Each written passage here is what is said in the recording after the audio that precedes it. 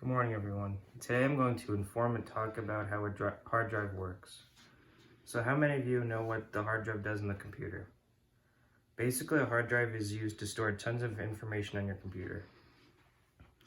A hard drive has a variety of names such as a hard disk drive, hard disk, hard drive, and a fixed disk. A hard drive is essentially an electromechanical data storage device that uses magnetic storage to store and receive digital data using one or more rigid rotating platters. A hard drive stores all your digital content.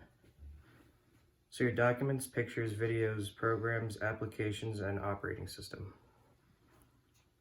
So how does an HDD compare to an SSD? Well, an HDD has an access time of about 10 milliseconds, while an SSD has an access time of 0.1 milliseconds.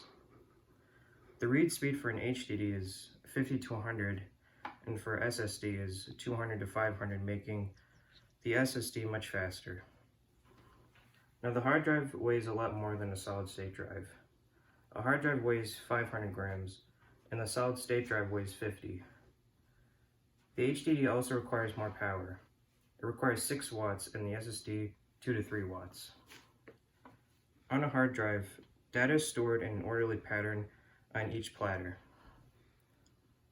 Bits of data are arranged in a concentric circular path. Each track is broken up into smaller areas called sectors. When computers want to store information, it takes a look at the map to find some free sectors. The first hard drive was actually invented in 1956 by Reynold B. Johnson, and it has changed a lot since then. After that, the floppy disk was invented by Warren Dozier in 1967, and it was sold in 1971. The USB flash drive eventually surpassed the floppy disk and is mainly used in the modern world today. The Seagate FireCuda is the best hybrid and hard drive to date.